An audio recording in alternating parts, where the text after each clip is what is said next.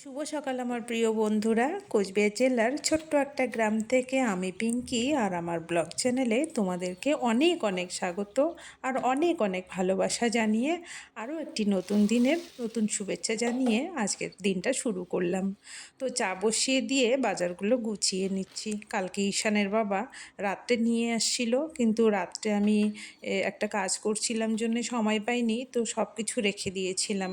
ভাবলাম আজকে তো রবিবার, স্কুলের চাপ নেই, তো সকালবেলাই গুছিয়ে রাখবো। তা চা করতে করতে বাজারগুলো গোছানো হয়ে গেল। এখন যাই বরকে গিয়ে চা দেই। তো চাটা নিয়ে যাই, ওর বাবা টিভি দেখছে। তো আমি এখানে দেখো বিছানায় চা নিয়ে বসি। ঈশান বলছে যে মা হাতটা খুব ব্যথা করছে, টিপে দাও। তো চা খেতে খেতে হাতটা টিপে দিলাম। বিছানায় বসে আমি সচরাচর চা খাই না, কিন্তু আজকে খেতে হলো বাধ্য হয়ে। ছেলের প্রচণ্ড পরিমাণে হাত ব্যথা করছে, আর আজকে রবিবার ভাবছিলাম ওকে খুব সকালে তুলে যোগা করাবো, কিন্তু এখনও সকালবেলাটা একটু ঠান্ডা ঠান্ডা থাকে, তো তাই আর ওকে এত সকালে তুলি নেই, কারণ ঠান্ডাটা বেশ ভালোই লাগে এখনও। আর ওর যেহেতু ব্যথা, ঠান্ডাটা লাগলে বেশি ব্যথা করবে, তাই আর তুলি নেই। কয়েকদিন পরেই তুলব, একটু গরমটা পড়ুক তখন। আর সকাল সকাল বরের সাথে একটুখানি তর্ক বিতর্ক হইল, তা কেন হলো সেটা তোমাদের আমি সামনাসামনি বলবো।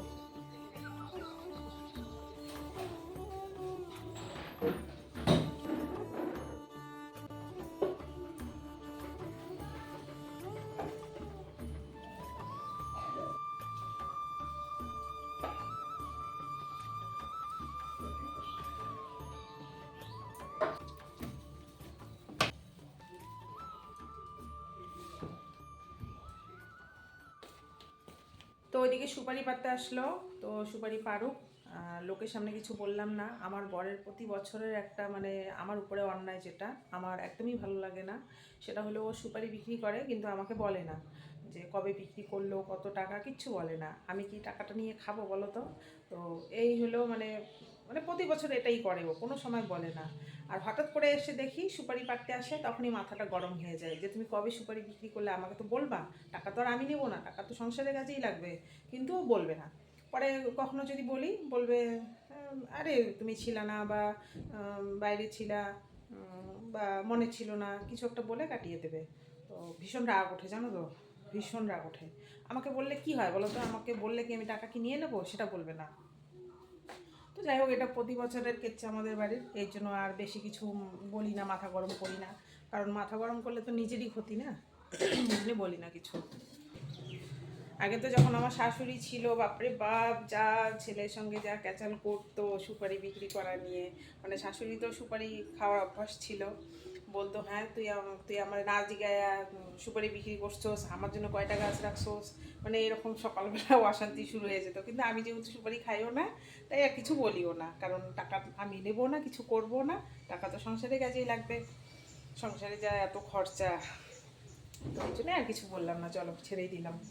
ঢেঁকি শাক নিয়েছে বর সকালবেলা 10 টাকা দিয়ে, তো এই শাকটা দুপুরবেলা আজকে ভাজা করব। আর আটা মাখা ছিল ফ্রিজে, বাসি তরকারিও আছে, আলু পটলের ডালনা আর ছোলার ডাল।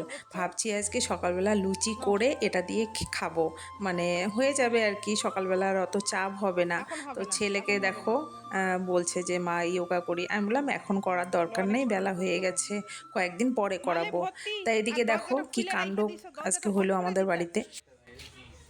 হ্যাঁ, ওরে বাবা, মধ্যে না না, এই যে এইখানে ছিল, আমি বের হয়ে দেখি সাপটা এইখানে।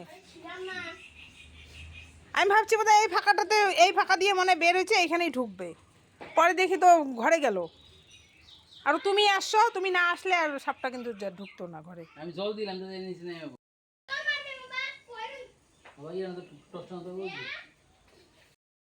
দেখো আমার বরের কত সাহস, দেখো ঘরে ঢুকে সাপ তাড়া করতেছে।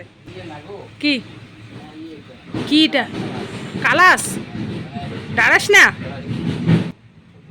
হ্যাঁ ভালো করে দেখো। তুমি একটু বের হও না, সাপটা বের হোক।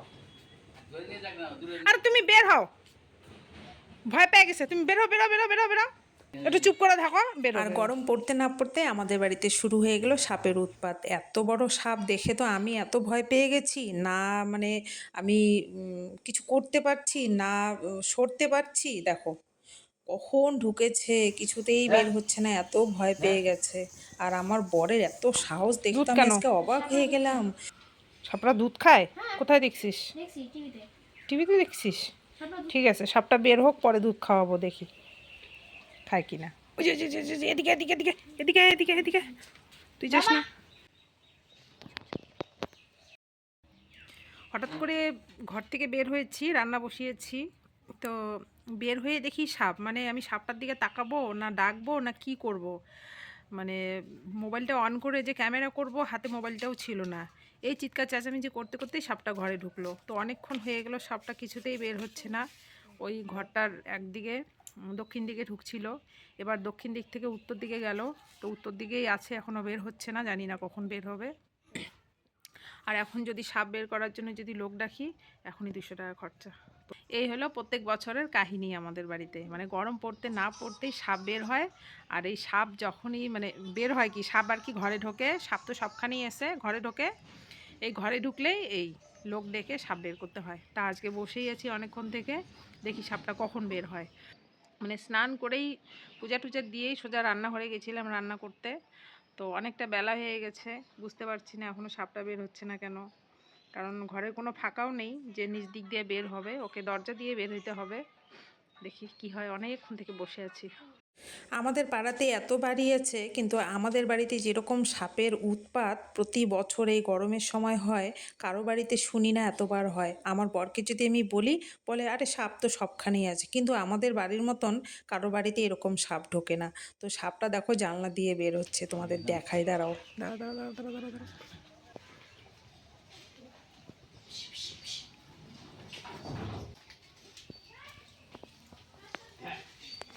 বাবা রে, কত বড়!